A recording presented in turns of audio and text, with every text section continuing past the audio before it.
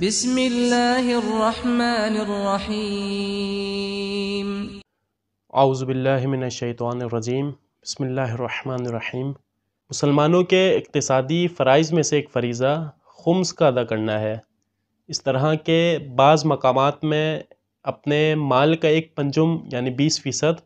خمس نکالنا واجب ہے، اور خمس جو ہے وہ 7 چیزوں پر واجب ہے۔ پہلی چیز کہ جو کچھ سال بھر کے اخراجات سے زیادہ بچ جائے، دوسری معدن، تیسری خزانہ، چوتھی چیز جنگی غنائم، پانچویں چیز وہ جواہرات جو سمندر کی تہ سے نکالے جاتے ہیں، اور چھٹی چیز حرام مال حلال مال کے ساتھ جو ہے وہ مخلوط ہو جائے، اور ساتویں وہ زمین جسے کافر ذمی سے جو ہے وہ ایک مسلمان خریدے۔ اور خمس ادا کرنا بھی نماز و روزہ کی طرح واجبات میں سے ہے، اور تمام بالغ اور عاقل اگر مذکورہ 7 موارد میں سے کسی ایک کے مالک ہوں تو خمس ادا کرنا واجب ہے۔ جس طرح شرعی فریضے کے آغاز پر ہر کوئی نماز و روزہ کی فکر میں ہوتا ہے،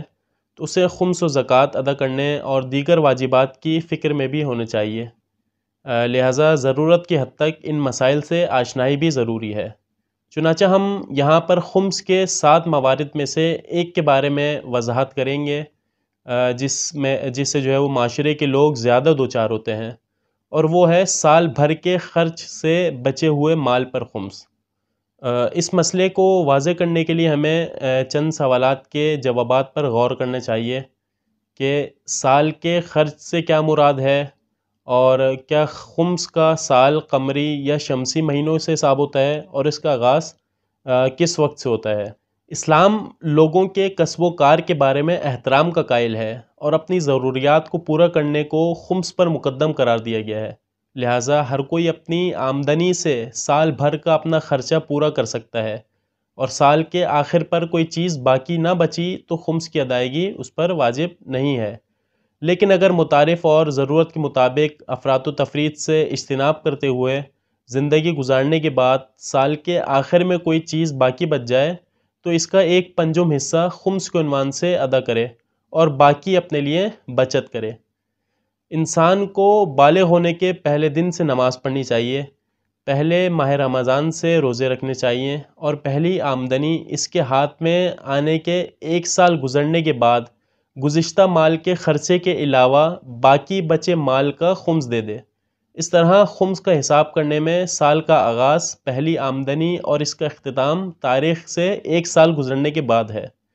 اور اسی طرح سال کی ابتدا مثلاً کسان کے لیے پہلی فصل کاٹنے کا جو ہے وہ دن ہے، اور ملازم کے لیے پہلی تنخواہ حاصل کرنے کی تاریخ ہے، اور مزدور کے لیے پہلی مزدوری حاصل کرنے کی تاریخ ہے، دکاندار کے لیے پہلا معاملہ انجام دینے کی تاریخ ہے، اور جو مال ان طریقوں سے حاصل ہوگا جو ہم بیان کریں گے اس پر خمس واجب نہیں ہے۔ مثلاً وراثت میں ملا ہوا مال، بخشی گئی چیز، ہبہ کی گئی چیز، اور رہبر معظم کے مطابق حاصل کیے گئے انعامات، اور جو کچھ انسان کو عیدی کے طور پر ملتا ہے، اور وہ مال جو کسی کو خمس، زکوٰۃ یا صدقے کے طور پر دیا جاتا ہے۔ اور خمس نہ دینے کے کیا نتائج ہیں یہ آپ کی خدمت میں پیش کریں گے کہ جب تک انسان مال کا خمس ادا نہ کرے تو اس کو جو ہے وہ استفادہ اس سے حاصل نہیں کر سکتا، اس کو کھایا پیا نہیں جا سکتا، اور جس کا خمس نہ دیا گیا ہو، اور اس پیسے سے کوئی چیز خریدی نہیں جا سکتی جس کا خمس ادا نہ کیا گیا ہو۔ اور اگر خمس نہ نکالے گئے پیسوں سے حاکم شرع کی اجازت کے بغیر کاروبار کیا جائے تو اس کاروبار کا معاملہ باطل ہے۔ اگر خمس نہ نکالے گئے پیسوں سے جو ہے وہ حمام کے مالک کو دے کر غسل کیا جائے تو وہ غسل بھی باطل ہے۔ اب خمس کے چند احکامات آپ کی خدمت میں پیش کریں گے کہ اگر قناعت کر کے کوئی چیز سالانہ خرچے سے بچ جائے تو اس کا خمس دینا چاہیے، اس کا خمس واجب ہے۔ اور اگر گھر کے سامان جو ہے وہ خریدا ہو اور سامان کی ضرورت نہ رہے تو احتیاط واجب کی بنا پر اس کا بھی خمس دیا جائے۔ مثال کے طور پر ایک بڑا فریج جو ہے وہ خریدے اور پہلے فریج کی ضرورت باقی نہ رہے تو اس کا خمس دیا جائے۔ اور اشیاء خورد و نوش جیسے چاول، تیل، چائے وغیرہ جو سال بھر کی آمدنی سے اس سال کے خرچے کے لیے خریدی جاتی ہے، اگر سال کے آخر میں بچ جائے تو اس کا خمس نکالا جائے۔ اگر ایک نابالغ بچے کا کوئی سرمایہ ہو اور اس سے وہ کچھ نفع کمائے تو احتیاط واجب کے طور پر اس بچے کو بالغ ہونے کے بعد اس کا خمس دینا چاہیے۔ اب سوال یہ پیدا ہوتا ہے کہ خمس کسے دیا جائے؟ خمس کے مال کو 2 حصوں میں تقسیم کیا جاتا ہے، اور اس کا نصف جو ہے وہ آدھا حصہ سہم امام علیہ السلام ہے، جو غیبت کے زمانے میں جامع شرائط مجتہد یا اس کے وکیل کو دیا جاتا ہے،